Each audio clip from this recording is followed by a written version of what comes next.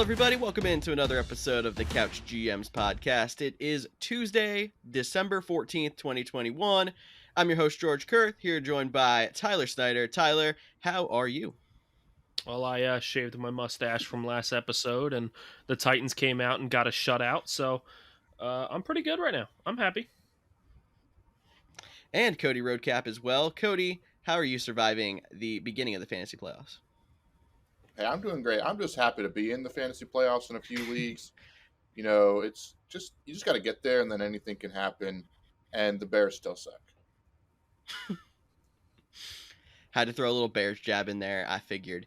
But today on the show, we're going to cover some NFL news and notes. We are going to break down some Week 15 waiver wire. Just because it is the playoffs does not mean you should start ignoring the waiver wire. And we're going to break down Thursday Night Football, the first game of the fantasy playoffs. Make sure you find us on thecouchgms.com and on our social media channels because news is happening all over the place right now. So we'll keep you up to date the best we can. But why don't we jump right in then to NFL news?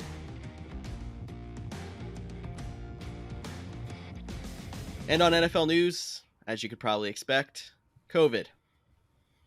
We had 37 positive COVID tests on Monday alone in the NFL. That's not counting any of the players that were on the list either coming into this past weekend or put on over the weekend. Maybe there's even more that went on Tuesday. We don't know. But 37 alone on Monday. I'll name off a couple of the big names and we can talk about some impacts in fantasy. Josh Gordon, wide receiver for the Chiefs. Kadarius Toney, wide receiver on the Giants. The Rams were hit pretty hard with Tyler Higbee and Jalen Ramsey coming out before Monday Night Football. Darrell Henderson was on the list, I think it was Saturday. So he also missed Monday Night Football. He might have for an injury anyway. Every Dolphins running back on their 53-man roster. So Myles Gaskin, Salvon Ahmed, and Phillip Lindsay. The Chargers have a couple of players on the list going into their Thursday night matchup. Rashawn Slater, their rookie offensive tackle, and Keenan Allen. And then Alexander Mattison, the star backup for Dalvin Cook, is also on the COVID list. And that's just the big names. There's a lot of practice squad players, a lot more defenders who we don't talk about as much on the show because we're a fantasy show.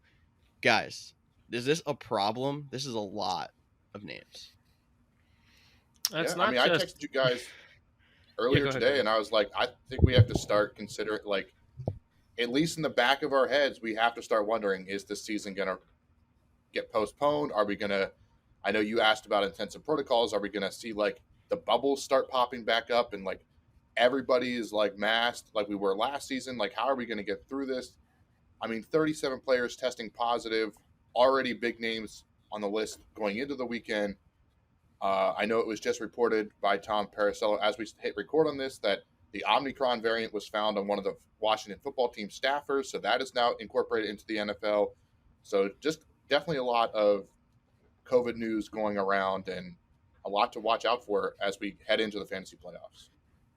Yeah, and I think another thing to look at is we're not just looking at this like, oh, shoot, may there be some more intense protocols or a bubble or anything. Like, as fans, a lot of us still have tickets to see games this year. And if this many players are getting the virus, I mean, I don't know what the numbers are on fans getting the virus because there's no really real way to track that. But there's a good chance that teams could shut down having fans in their stands again for the rest of the season. And that means a lot of us who have tickets would not be able to go to our games. And we'll go right back to the quiet ways of last season and the fake crowd noise. And it's not the same. It's a whole different kind of energy. I'm really hoping that it doesn't come to that.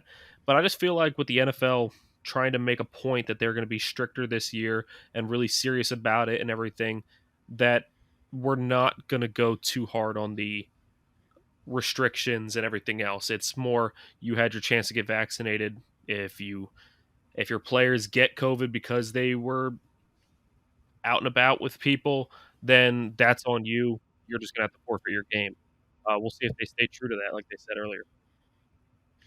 And that's true. And I mean, I know as fantasy owners, we don't want to see forfeited games. We don't want to see our players missing time due to COVID in the fantasy playoffs. But it's part of the way the world is this year.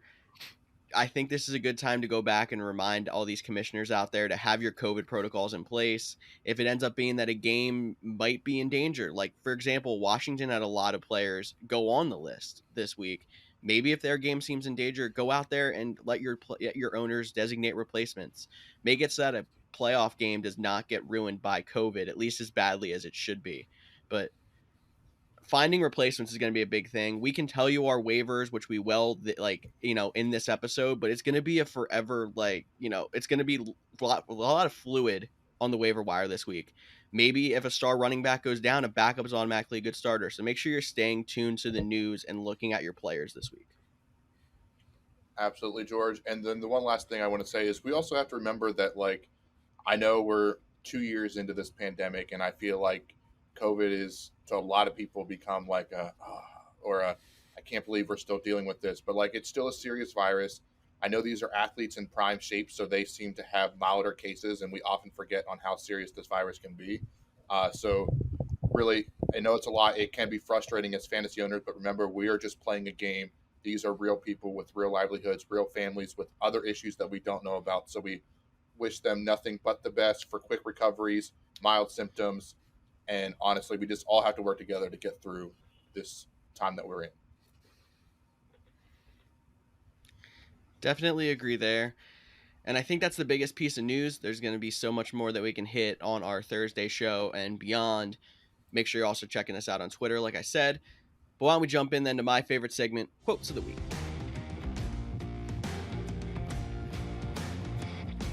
I feel like with everything going on, there hasn't been a lot of great quotes coming out this week either. But one that I heard especially hit me as an Eagles fan, because there was the whole argument of Eagles fans between drafting someone like Micah Parsons and Devante Smith. Micah Parsons came out in his press conference after balling out again this weekend and said, I don't really think the NFL is hard. Now I get it. He looks like the pace of the game is slow to him, and he's really good at getting sideline to sideline. But to say it's not hard is a little bit ridiculous to me.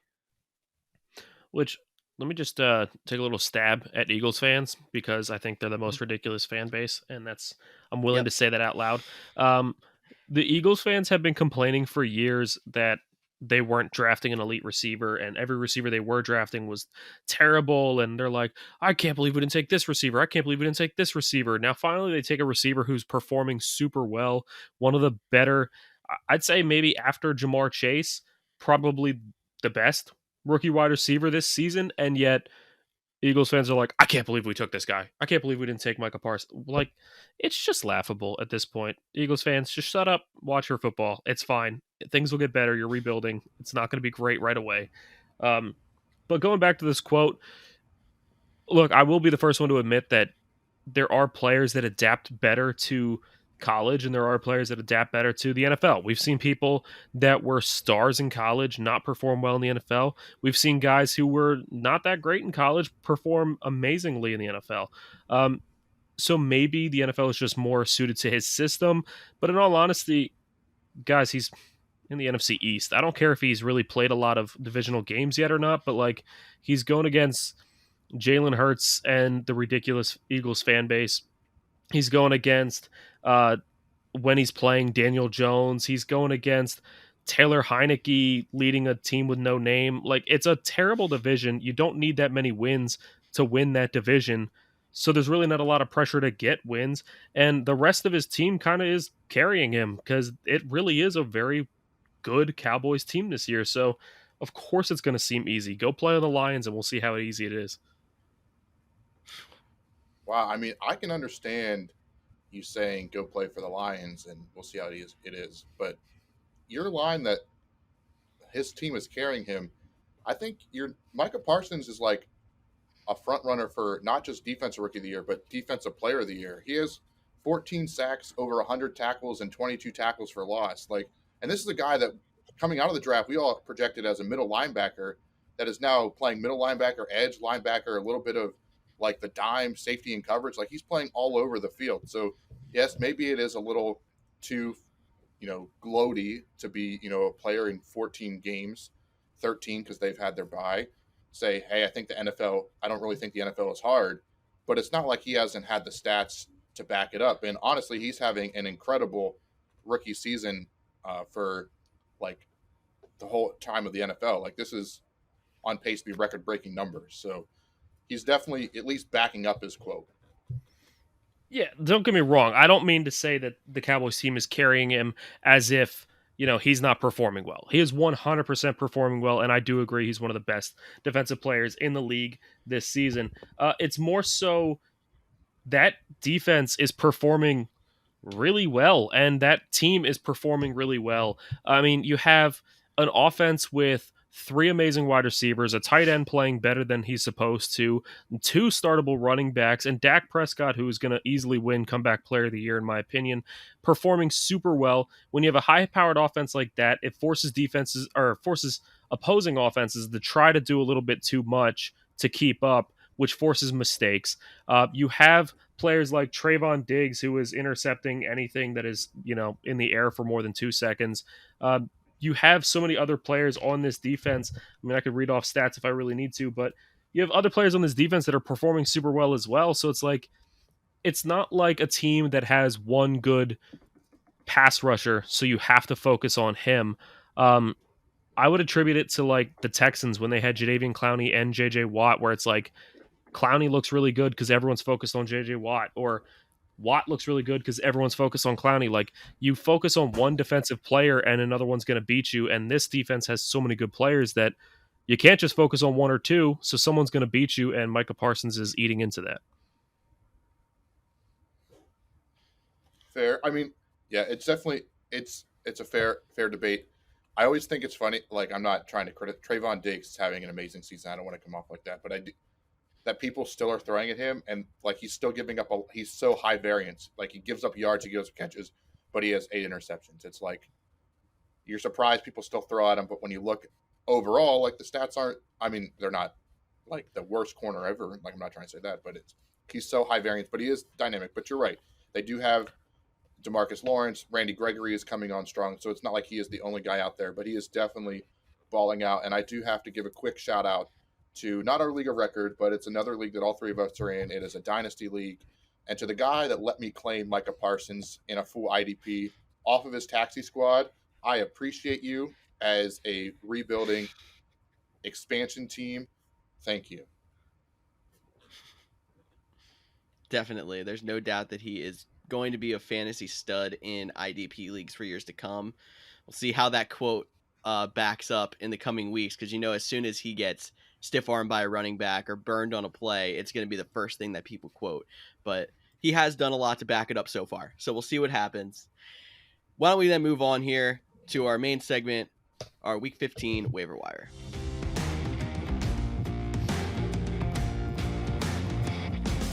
On the Week 15 waiver wire, I have 6 guys on our article on thecouchgms.com.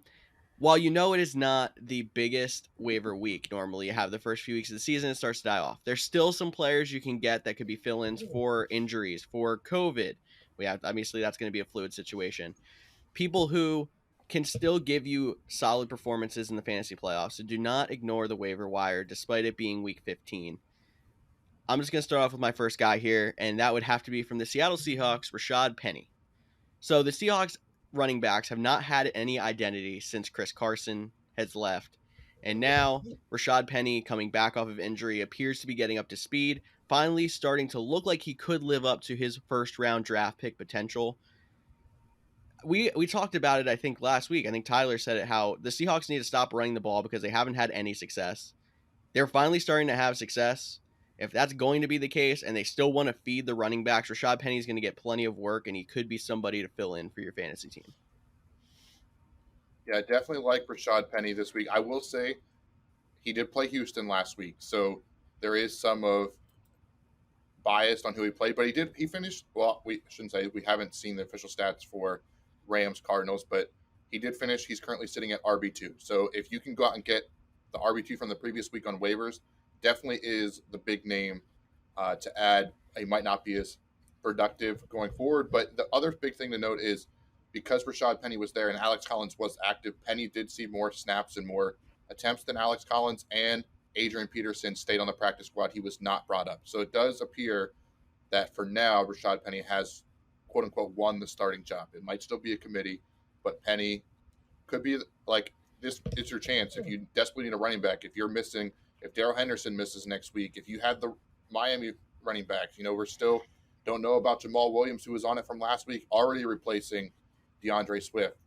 If Cook gets banged up, Alexander Mattinson's out. Like, there's a lot of running backs out. So Rashad Penny seems like a great add this week.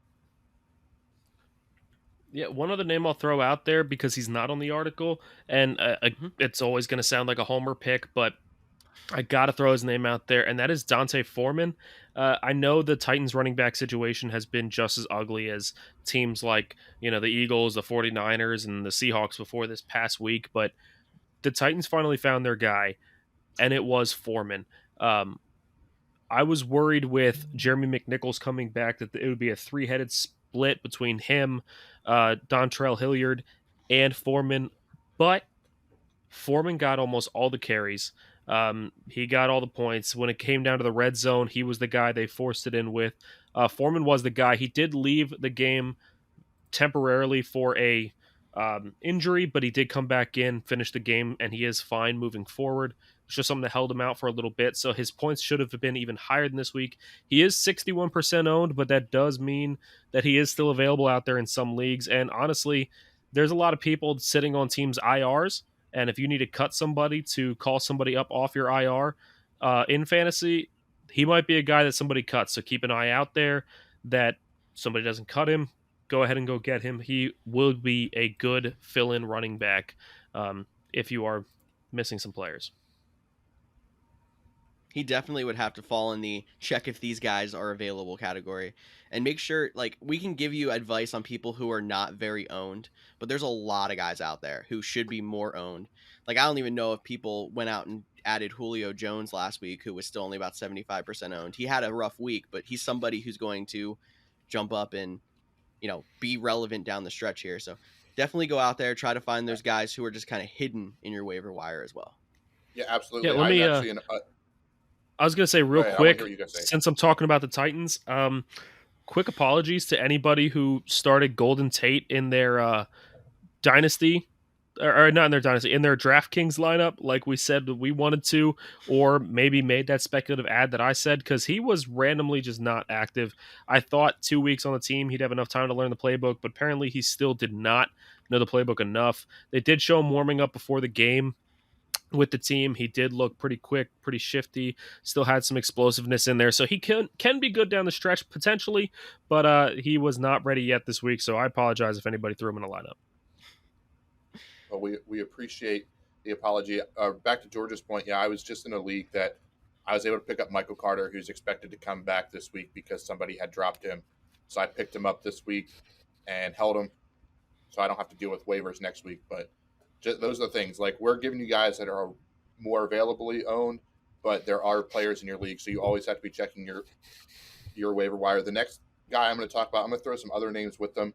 That's running back Justin Jackson. Now, Austin Eckler got a little banged up on Sunday. They have the Thursday night game, which we'll talk about in a little bit, so we have to be prepared to have their backups. Now, Justin Jackson seems to be the most likely fit, but we've seen Austin Eckler go out before, and it's not as straightforward as possible, or as it should be. So I also want to throw in the names like Joshua Kelly and Larry Roundtree. I can't never remember his first name, but Roundtree. Larry Roundtree. Perfect. I got it. Those three guys, just monitor practice reports. If anybody, says anything, we'll try to keep an eye out on our Twitter, so make sure you're following us there. But for now, I think we're all in agreement that Justin Jackson makes the most sense as the guy that should be picked up with those two guys, as, just monitor their situation as the week goes forward. Yeah, definitely. I think last year we were trying to get cute with, like, Joshua Kelly is his time, and it always seemed like if he was healthy, Justin Jackson was the guy, which is why I'm confident there. Speaking of that DraftKings lineup last week, not only did we miss on Golden Tate, I think we were going hard on Jamar Jefferson as well, and the Lions just didn't use him. And who they did use was Craig Reynolds, proud of Kutztown University. All three of us graduated from Kutztown, if you guys did not know. So it was a happy moment for all of us. And while it's most likely not the case that he's going to get another start, you have DeAndre Swift and Jamal Williams would both have to be out again. They may. Jamal Williams is most likely back because he's only on the COVID list, but we don't know. Craig Reynolds is going to see somebody you should keep an eye on, because if they do both miss again, he showed explosiveness. He earned carries as a starter if both of them aren't there. So just a name to keep an eye on, but probably not keep it a high waiver priority this week. Yeah, 11 carries, 83 yards. That's a very solid game. Averaging 7.5 yards per carry. That's ridiculous. That's a great game, and super proud of Craig. And hopefully, even if he doesn't get the start, and even if these guys come back, hopefully he showed himself enough that they'll still utilize him in the offense a little bit, and maybe he'll get a bigger role come next season. Absolutely. I'm going to pivot to the wide receiver position here, and I'm going to go off the list from what George had provided on the article and give a guy, and that is wide receiver Allen Lazard. Now, we know Randall Cobb is headed or on. He was put on the IR after a groin injury. Last week, I thought it might be MVS would step up, but it appears that Allen Lazard is the guy that is going to take the place. He took the most snaps of any wide receiver for the Green Bay Packers out of the slot position. It's a guy Rodgers trusts. So he's definitely a name you have to keep moving forward. Granted, there wasn't a lot of value in a number 2 wide receiver in Green Bay throughout the season. But as we have seen, COVID and injuries are taking over right now. I mean, there's a lot of guys that could be missing. Allen Lazard is on an offense that is getting hot, putting up points. The quarterback favorite, not a bad option to go out and add if you're in need of a wide receiver this week. I mean, I just kind of get scared, I think, a little bit when it comes to those Packers wide receivers, because I've seen so many times where it's Lazard week and then it's an MVS week, and then both of them are irrelevant because it's all Devante Adams. But I feel like in the last few weeks they have been using those secondary wide receivers a little bit more, so maybe it's worth a shot to go out and get one of them. But I'm just not the most confident. Yeah, I agree with you there, George. I'm going to pivot a little bit too. I'm going to move away from wide receivers, and I'm going to go to defenses, because it's a position that we don't talk about enough. But honestly, defenses win championships. At least that's what I've been hearing my entire life. So a defense to keep an eye on would be the Miami Dolphins. They were on bye this week, so there's a good chance that a lot of teams dropped them. But they do come back from bye, and they face the New York Jets. They are 49% owned. It's a good defense to go out there and stash play for this week. And if you're thinking, well, the Dolphins suck, why would I want their defense? They are the 7th ranked defense. Their defense in fantasy is performing a lot better than a lot of people think. And against that Jets team that's already missing Elijah Moore, it's a pretty good matchup there. So go out and get the Dolphins if you're looking for a defense. You actually stole my defense for later on in this segment, so props to you. I agree. Dolphins defense is a great ad. I'll slide back to wide receivers really quick. Just a reminder, because we talked about him last week, KJ Osborne.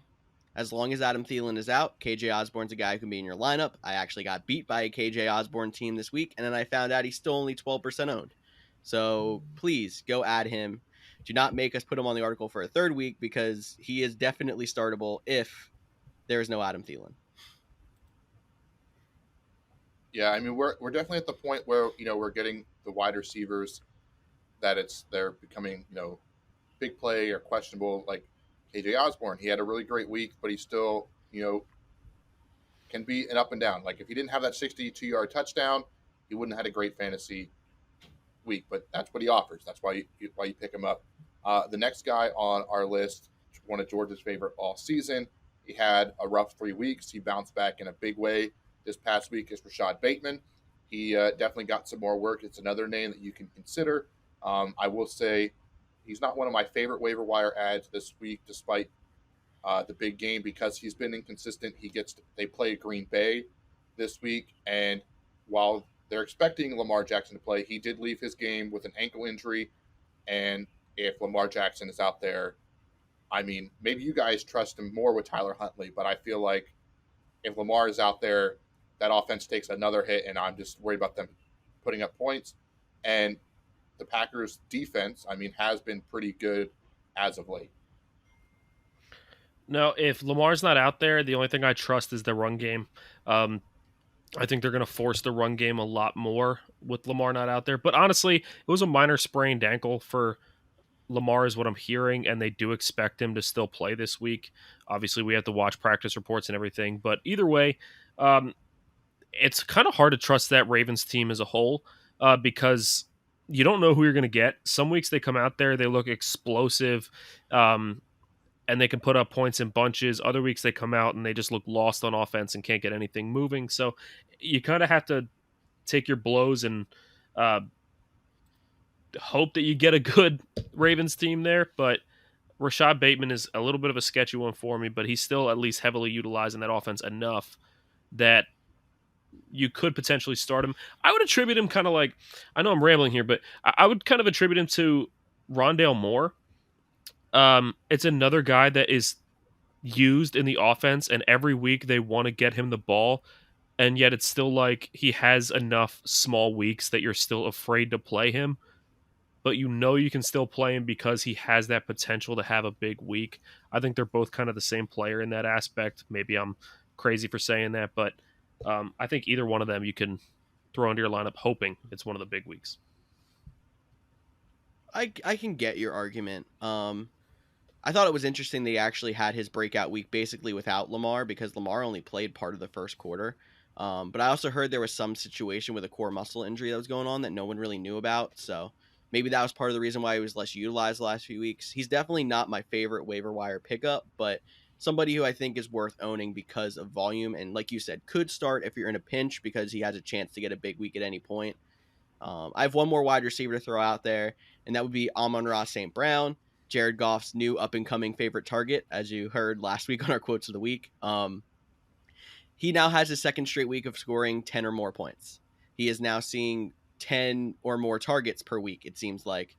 While I don't know if that's going to stick when the Lions start getting some of their weapons back from injury in the COVID list, it seems like he's somebody now who the Lions want to use in their offense. And again, maybe not my favorite to start because he could bust, but from volume, he should at least be owned and could be someone you throw out there because you know there's a good chance he's going to get a good amount of targets. Yeah, definitely worth looking at. I mean, I like Amon-Ra St. Brown a lot. I did in the beginning of the season, but you got to like him more now with guys like Quintez Cephas down and Rashad Perryman getting cut, and maybe I'm just kind of throwing stabs at you guys for our preseason bet. Before we move on, I just want to throw... Bet. It was a pre-draft bet. It was the dumbest bet in the world. Why did we do I know it was only $1, but why did we do a bet on who would be the leading receiver for the Lions before the draft? Why did we do a bet on who would be the leading receiver for the Lions? Because I like winning. I don't know. And I really like Quintez Cephas, and I was really upset that nobody mentioned him. That's literally it. I got upset that nobody said Cephas, and I was like, what? And that's how the bet started. But before we move on off of waivers, I just want to throw love to a guy who's most likely not on waivers because he's 92% owned. I bashed him so hard in our last episode because he doesn't look like a football player, but I got to throw some love to Hunter Renfro. This dude is balling out, and it is so cool to watch because he's a guy who wasn't drafted in almost any league this year. And even when you picked him up off waivers, you were like, am I really going to start Hunter Renfro, though? This dude has broken 14 in 5 of his last 6 weeks, and he's just become one of the best targets for the Raiders. And look, he's a guy where even if you don't feel super confident in him, you have to throw him in your lineup every week from here on out. Big love to the non-football player, football player, Hunter Renfro. You look like an uncle at a barbecue, but you are definitely a great wide receiver. So looking forward to seeing what he does the rest of the year. Alrighty, and then I got one more guy before we talk some handcuffs and defenses moving forward. Taysom Hill. I'm going to say it every week. Quarterbacks that run is a cheat code. This dude is 12% owned in NFL leagues. 12. He started 2 weeks. He's had over 20 points. Jalen Hurts hasn't looked like a very good quarterback all season, but he's the top 5 fantasy quarterback. Go out there and get Taysom Hill. He could win you championships, and you're probably like, hey, they're playing the Buccaneers this week. It's not a great matchup. Remember, Tom Brady is not good against the regular season Saints. Don't know what it is, but he's not. This is still a good matchup to play him, and he runs the ball. carries, and they used Alvin Kamara with it, so that's even more important for the Saints. So Taysom Hill is a guy that needs to be owned. Yeah, you're right. I mean, I feel like there's some point where I had to kind of cut off like repeating guys in our Couch GMs article, but he's somebody again that I think should be owned, can definitely help you down the stretch with even unpredictability. Like, I know there's plenty of times where I've had a stud quarterback and I don't have a backup quarterback on my roster. I almost feel like this year with all the COVID uncertainties and how inconsistent the quarterback position has been, maybe you want to have that second quarterback on your roster no matter what. And Taysom Hill is a great candidate for that, even if you're not planning on starting him, because you know you can throw him in your lineup any week because he gets rushing yards and will get you solid games just because of rushing yards. Yeah, it's super annoying in our league of record having Taysom Hill on my bench outscoring Patrick Mahomes when his team put up 48 points. Like, what even is that? How do you put up 48 points and only get 20 fantasy points as Patrick Mahomes, but Taysom Hill gets 26? I hate fantasy. On top of I love that, fantasy. Tyreek Hill, less than 10. Travis Kelce, less than 5. In a game that the Chiefs put up 48 points. And it wasn't like they had a ton of defensive touchdowns. Like, I was so confused looking back at all the fantasy scores for that game. That was definitely a wild one. But, you know, you mentioned it. Like, you're probably always going to play Patrick Mahomes over Taysom Hill just because of the high ceiling Patrick Mahomes provides. But we're in the playoffs now. Yes, COVID, injuries are a real deal. You don't want to, you know, eradicate all your depth. But holding on to Taysom Hill is not only helping your team in case Patrick Mahomes gets hurt, it's preventing a team in the playoffs to playing him against you. So now that we're in the playoffs, you have to rethink on how your team building to not only is it going to make my team better, does this player have a realistic start at ever starting on my team, or can it prevent someone from beating me? And that's why I do want to talk about handcuffs. And, you know, you brought up the Miami Dolphins defense. It's always good to look at defensive matchups the prior week and hold them for a following week so you're not dealing with waivers. But handcuffs. Miles Sanders is supposed to play this week, but he was injured the game before their bye. So maybe you want to go out and grab a Jordan Howard or a Boston Scott. I know Boston Scott goose egg 2 weeks ago. It's going to be hard to pick him up. But go out there and get those handcuffs. Damien Williams. He looked pretty good last night. If David Montgomery gets hurt, Khalil Herbert's in that same category. I mean, the guys like A.J. Dillon, he's not out there if Aaron Jones gets hurt. If Melvin Gordon gets hurt, you're not picking up Devante Williams. Leonard Fournette's balling out. Ronald Jones is probably still available.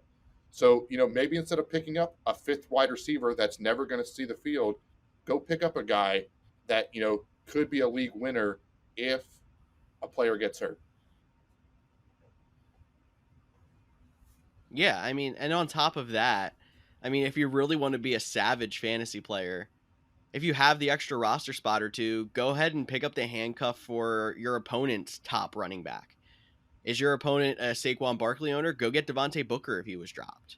Or David Montgomery, go get Khalil Herbert. Like, I don't know how savage you want to play fantasy, but if you never know if that kind of thing will end up winning you a game if one of those guys gets COVID or goes down in the middle of the week or whatever it might be. Yeah, be savage. Don't. Fantasy championships are not won with friendship and hugs. It is won with ruthless, aggressive play. That's the way I like it.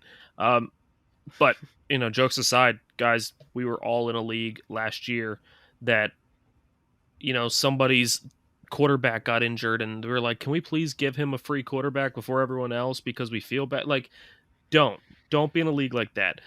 Don't be like, oh, I don't want to pick up this guy. It would hurt my competition. He lost his start. No, he's your competition for a reason. You want to win. Take away his best players. Take away his chance at beating you and go on to win. That's what you got to do. Don't be afraid to play a little ruthless because it is a game and it is all in fun, but you still are there to win. So do what you got to do. And it does happen. Because I know we've probably mentioned on this podcast the week that Cody lost without putting a kicker in his lineup. He had a chance to put a kicker in his lineup until somebody in our league of record added all the available kickers for the week to their bench to make sure Cody couldn't add one, so then he ended up winning. So that kind of stuff happens. It's not like, oh, you're being savage and no one else does it. You're just the only person. It does happen. Yeah, and Cody being the player he is wasn't even mad. He was just like, kudos, that was a good play. Like, he would have won if he had a kicker, but he knows he got checkmated. Yeah. Yeah, it worked. Hey, I'm not mad. And it looks like I'm going to play him in the first round of the playoffs. So that should be fun to make. So it didn't cost me a playoff matchup, which at one point it kind of looked like it did. That would have been a little bit more frustrating. But I do want to ask you a question. We're talking about handcuffs.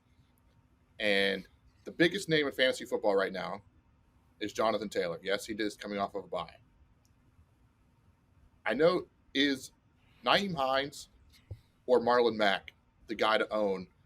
Because I feel like it's Nyheim Hines, but then I think about the Titans and Henry and McNichols, and I feel like it's a very similar situation that when Henry got hurt, they didn't turn it to McNichols. They went after Foreman. So I feel like Marlon Mack might be the guy, and they keep Nyheim Hines in that pass-catching, change of pace back. Yeah, I was actually going to lean Marlon Mack with that too. Even the Eagles did that when they had the Miles Sanders and Kenny Gainwell thing, and then they turned it over to Jordan Howard. Like, I feel like some teams don't value these pass-catching backs as overall backs. They literally just see them as pass catchers. So while you might see a couple of extra carries for a Nyheim Hines, I think Marlon Mack is the more likely guy to go in there and get 12-plus carries in a game. Being the hot takes guy I am, is it bold of me to say neither?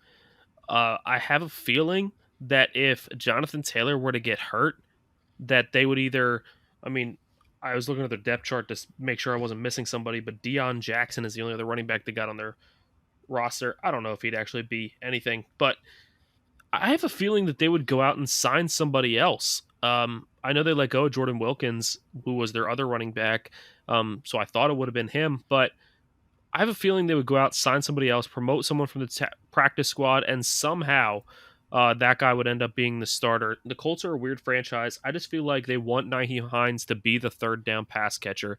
They don't want him to be an every down guy. And I have a feeling that there's some beef with Marlon Mack that, he's not happy with the team's not happy with him, and they don't want to give him that starting role either. So I have a feeling it would be neither. If I had to own one of them, I would be different than you guys, though, and I would go Nyheim Hines because I think if they lost JT, they would turn to the pass game more, which makes Nyheim Hines' value go up. So I think he would be used more, personally.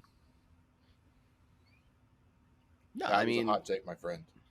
That was, but you could be right, too. I honestly hope we never find out because I don't want to deal with a JT injury on top of everything else that's been going on in fantasy football, but that just tells you too, though, like, there's been plenty of times this year where, like, say a Dalvin Cook goes down, Alexander Madison's right in there, David Montgomery went down, Khalil Herbert was a great fill-in. There's not always that great fill-in to go in there behind another player. So as much as we can speculate and hope, there's never a fit that's going to be 100% as good, and sometimes it's going to be someone that's not even startable. So pick your handcuffs. Handcuffs are a great thing to have, but they're not a complete Band-Aid for your error if you have a problem. No, that's a great point, but also remember that we're in the playoffs now. You don't need 6 wide receivers on your team. You don't. Like, help your team be better if something happens. Don't get stuck where you have 6 receivers but no running backs. I'm talking to myself, just so everyone knows. However, if he speaks it. Let me just throw a little caveat in that. I do agree with you, Cody, 100%. But you did say part of your game is sabotaging other teams, if not just helping yourself. So if you're a team that has 6 wide receivers, and Cody, you are one of them that drafted a lot of wide receivers and picked up some as well, if your 6th wide receiver you'll never play because he's your number 6 is potentially startable or flexible on another squad, do you still drop him because you're never going to play him and pick up a handcuff, or do you keep him because you don't want somebody else to have a flexible or startable wide receiver on their team? I can actually throw a name to what you're saying because I saw Van Jefferson come available in a league that I'm in, and I would think I was the one that added him. Like, say Van Jefferson is your wide receiver 5 or 6, but he's a startable receiver on, say, my team. Would you do that?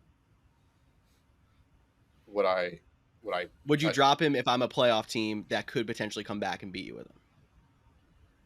I mean, I feel like, again, it's very hard not knowing the situation, but I wouldn't be, quote unquote, opposed to it if you have 5 other wide receivers and, you're sitting there with if you're sitting there, I'm not saying he's available, but if you're sitting there and Alexander Mattinson's available and you have Dalvin Cook, which you should already have Alexander Mattinson, I don't care about Van Jefferson. That's wide receiver 6. Go get Alexander Mattinson. Now, if you're going to do that to go pick up Marlon Mack, because, we're thinking, what if something happens to Jonathan Taylor? That's, it's a broad spectrum. But I do think this is the time where you have to not care about, you're not making depth trades at this point. You're not trying to get to the end of the season. We are at the end of the fantasy football season. We have 3 weeks left for most leagues to crown a champion. So don't be afraid to go out and make a move. I do like the idea, if you're playing someone and they have a bunch of people like on that hit the COVID list or get hurt or they're struggling at wide receiver, okay, maybe that this week isn't the week to do it because that might help them. So you also have to evaluate who you're playing or the other matchups. I know for me, I've been debating for 2 weeks now if I should drop Chase Claypool. I mean, he scored 10 plus points the last couple weeks, but he's my wide receiver 5. That's how you know you have too many damn wide receivers, and you should have took more running backs or paid more attention to the running back position. Sorry, that was frustrated because all my that was the backs are on potential COVID question already. I was going to ask you. If you have Darrell Henderson as your starting running back, Sony Michel's on free agency, and Chase Claypool is your number 5 receiver, do you drop Claypool, giving somebody else a potential flex wide receiver for Michel because he's your handcuff, or do you keep Claypool so that somebody else can't have him, letting your handcuff sit on free agency? I would drop Chase Claypool for my team as he's being my wide receiver 5. I would drop him for Sony Michel because I'm that thin at running backs, and you need that guarantees me if Henderson is out, I at least have a guy to replace him, and I'm not trying to go Henderson to Jeff Wilson or Henderson to Myles Gaskin, who's now on the COVID list. So it definitely something to monitor there. But guys, speaking of waivers, I do want to have a little bit of debate. We probably had it last year at this time, but I always think it's good at this point of the season to bring it back up. What are your guys' thoughts on, so most teams, there's the playoff teams and there's the non-waiver teams. Some leagues, if you miss the playoffs, your team is locked.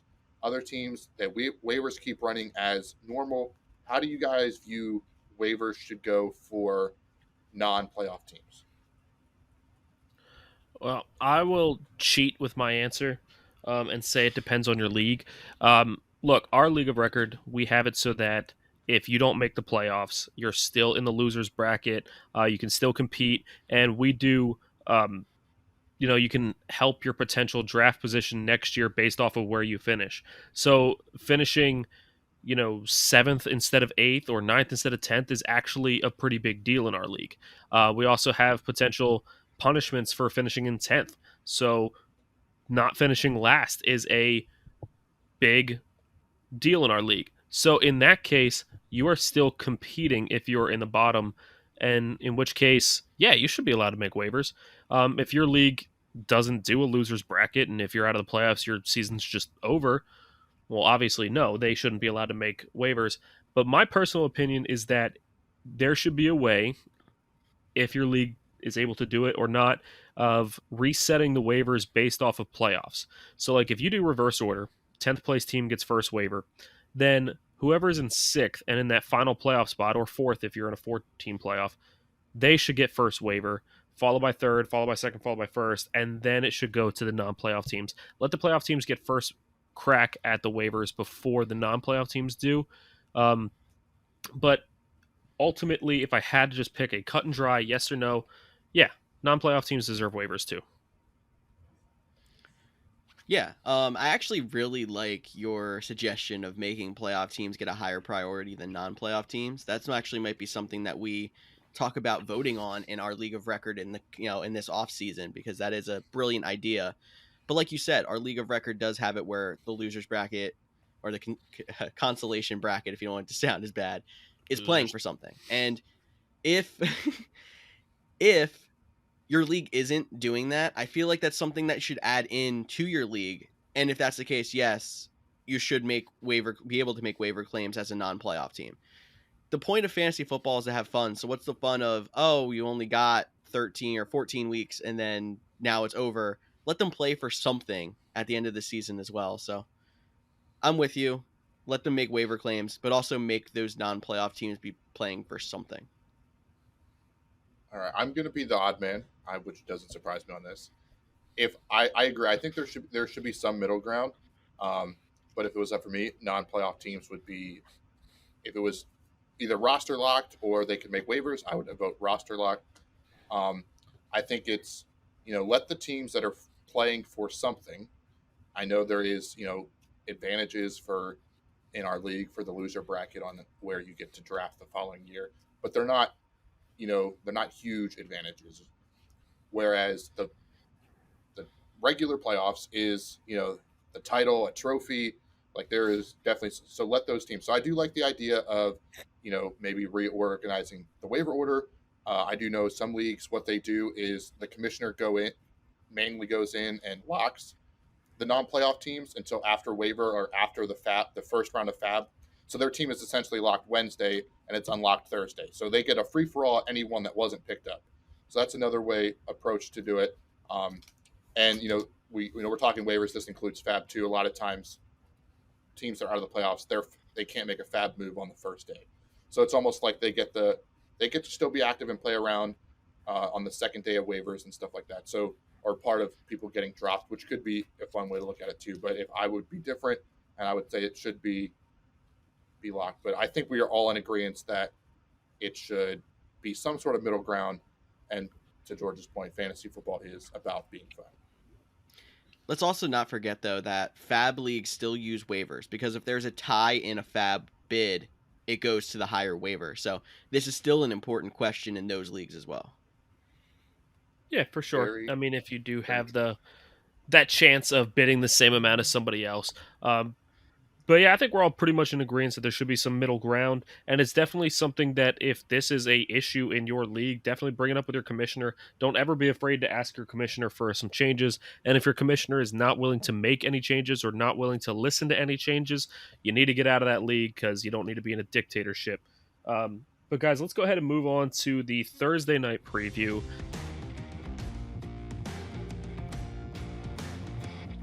Our fantasy preview for the Thursday game, which is the Kansas City Chiefs at the Los Angeles Chargers. And guys, we definitely have to spend some time on this one because this is actually a high fantasy potential game. There's a lot of players in this game.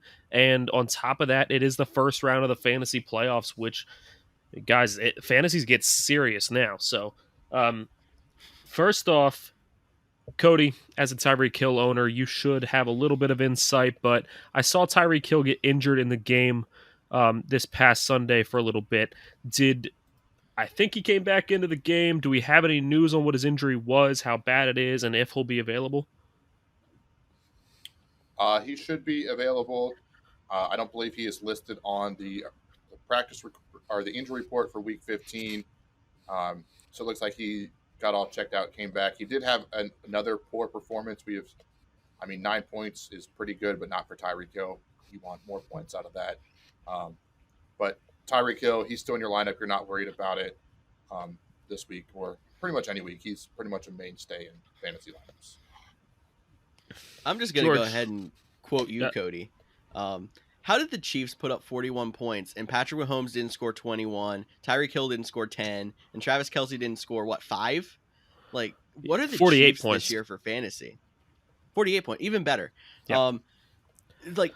The Chiefs, you have to start your studs on this team, but they've just been frustrating. And, I don't go and bench Kelce or Hill or Mahomes, but I'm worried a little bit. I'm not. This seems like a game where they're gonna ball out. It's probably gonna cost you in your fantasy playoffs at one point. All the Chiefs owners out there, I'll call my shot now as a Tyreek Hill owner.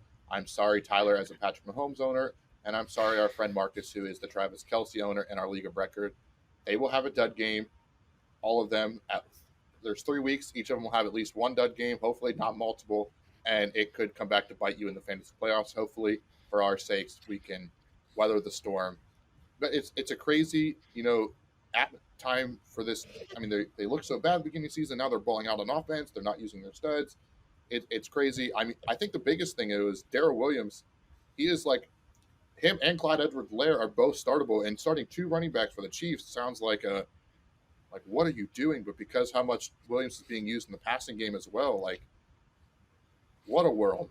start 2 running backs for the Chiefs, and you have concerns about Travis Kelce. Yeah, honestly, I think this is going to be an offensive shootout. I know I said that about Washington and Dallas, which underwhelmed a little bit. That was a hot take, though.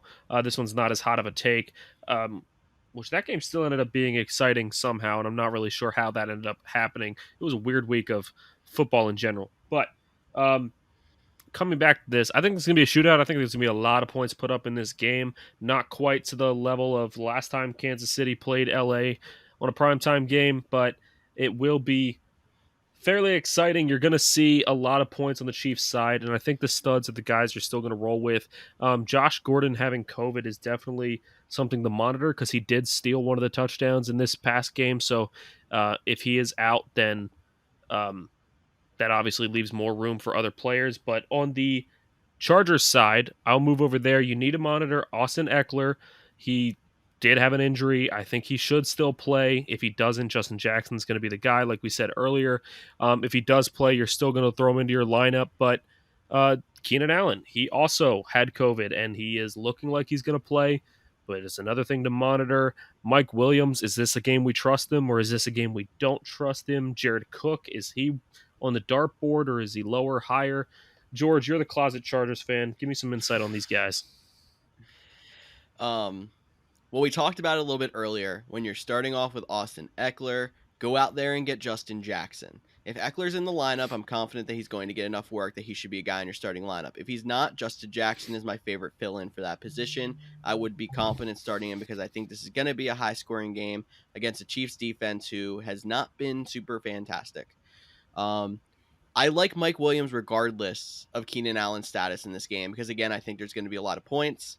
The person who I think Keenan Allen affects the most, in my opinion, is Jared Cook. I think Jared Cook is a solid fantasy tight end dartboard candidate if there's no Keenan Allen. When Keenan Allen comes back, a lot of those shorter, sure-hand targets go towards him. I think Jared Cook might see a little bit less volume. So that's where I'm standing on that one. Outside of those guys, obviously you're starting Justin Herbert. I don't think there's anybody else I would really feel confident touching. Well, okay, so I have to ask you a question then. Okay. You said that Jared Cook is the guy that values most from Keenan Allen being there or not being there, but we are forgetting that there is a Chargers receiver who broke 16 back-to-back weeks and definitely saw some good playing time this week because of Keenan Allen not being there, and that's Jalen Guyton. He does not receive a lot of targets, but he is, like we were talking earlier, the type of player that has that chance for that one deep ball touchdown every game. So 16.9 against the Bengals, 16.2 against the Giants. You're not trusting him against the Chiefs? I hate trusting wide receivers who are that big play kind of waiting to happen. If you're, say, a 6 seed and you think you're really in a hole against the 3 seed, you're weak at wide receiver, maybe you take a stab at Jalen Guyton. I like it better if there is no Keenan Allen, but if there is Keenan Allen, maybe. Let me just say, if you're choosing between Jalen Guyton or somebody like a Mecole Hardman without Josh Gordon there, Jalen Guyton all the way. But I like other options who have more consistently got higher targets in the last few weeks rather than taking the stab at Jalen Guyton because I feel like he's almost pretending like Mike Williams was at the beginning of the season, and it's not sustainable. And we've seen it now. It's not sustainable. Well, if you don't think it's sustainable, this guy is also only 3.6% owned. We did not mention him during the waiver period, but only 3.6% owned and back-to-back points weeks of 16 plus. Is he at least a guy that you think about stashing in case he keeps it up? Or do you think it is just flat out not sustainable and let him go? If you have the open roster spot, maybe he is somebody you can add before Thursday Night Football, especially then, like, it'd be nice to see if Keenan Allen does play and he does have another high scoring week, then he's somebody you keep. If Keenan Allen comes back and he has a dud, then you drop him in a second set of waivers or you add a free agent after Thursday Night Football and you just cut ties from there. So yeah, even if you're not starting him, he might be worth a roster spot on your bench, and then you can always adjust your roster later in the week. Well, I'm going to jump in here and talk about those Chargers wide receivers, and I'm going to include the tight ends in this as well. Now, there was no official practice because they played on Sunday. There would be no official practice on Monday, but they still have to do an injury report because they have the Thursday night game. And wide receiver Mike Williams would have been qualified as a DNP for a heel injury, so that's definitely something to watch out for. Jared Cook would have been a DNP with a quad injury, and then backup tight end Donald Parham Jr. would have been a DNP with a knee injury. So the receiver options are definitely a little banged up here. Definitely something to monitor. I agree. I think Jalen Guyton, because it's a Thursday night matchup, we don't know where the wide receivers would stand. If both Mike Williams and Keenan Allen don't get back for this game, Jalen Guyton and even Josh Palmer are guys you could consider playing, because Herbert is still going to, we saw it. He's going to go out. He's a gunslinger. He's still going to go out and get his. So those are guys worth monitoring. Luckily, they're on the Thursday night game. If you play in a league where, bench players, or you can cut after they played, some leagues you can, some leagues you can't, or you can pick them up on the waiver show on Wednesday morning, and then if Keenan Allen and them both play, you can cut them before the game. So those are definitely guys you could at least pick up as your handcuffs for a Keenan Allen and Mike Williams if they can't go, and you have the luxury of it being a Thursday night. So, George, I do want to come back to your question. You brought up Mecole Hardman, which I thought was like an interesting name. But what about a guy that was coming on strong? He's the number 2 for a team on offense that doesn't put up a ton of points, Jalen Guyton, and you can determine if who's going to play or not, or Devante Parker. Ooh, that is a good one. I think the bye week might help Devante Parker a little bit because, he's been dealing with all these injuries. He did come back, have a solid week, then had a week to rest. Without one of the top 2, either Allen or Williams, I would probably lean Guyton slightly. If both Allen and Williams are playing, I would go Parker. But I'm also somebody who's lower on Devante Parker than you guys because I'm the big Jalen Waddle guy. So maybe I'm a little bit biased. All right. I had to ask because I knew you were the big Jalen Waddle guy. But I think that wraps up. I mean, another name to watch out for the Chargers. It's not really a fantasy name, but their first-round rookie dominating offensive tackle Rashawn Slater is also on the COVID list. So that could be one of those X-factor losses that that could make an impact on the game, either running or pass protection. Might be the best Thursday night game of the week. But I think that wraps up. It'll be the best Thursday night game of the week. I'll make a bet there. Or the season is what I meant to say. Thank you for correcting me. But I think that wraps up this episode, guys. We have football on Saturday, so we'll definitely talk about that on the next podcast this week. But as always, thanks for listening. And guys, before I go ahead and do my sign off, I want to throw in one little piece of uplifting motivation. It is a quote. We didn't put it in quotes of the week because I didn't see it until now. But we talked earlier about our boy Craig Reynolds, who went to the same college that we did, graduated the same year as us, and we got to meet him personally. And he went on, had 11 carries for 83 yards for the Lions, got a start. He tweeted out he had 0 D1 offers coming out of Abington. Kutztown was the only D2 school that was willing to offer him up at running back. After graduating, he took job interviews. He was undrafted, practice squad, cut 7 times. But God, prayer, and hard work, anything is possible. A little piece of motivation from our boy Craig Reynolds. Glad to see him doing well. And just remember out there, guys, anything is possible. And hopefully winning a fantasy championship is possible for you. And for that to happen, you're going to need some good lineup advice this week. So feel free to reach out to us, ask some questions, ask some waiver questions, whatever you need to do. Either way, this podcast is more fun for us and more fun for you when you get involved.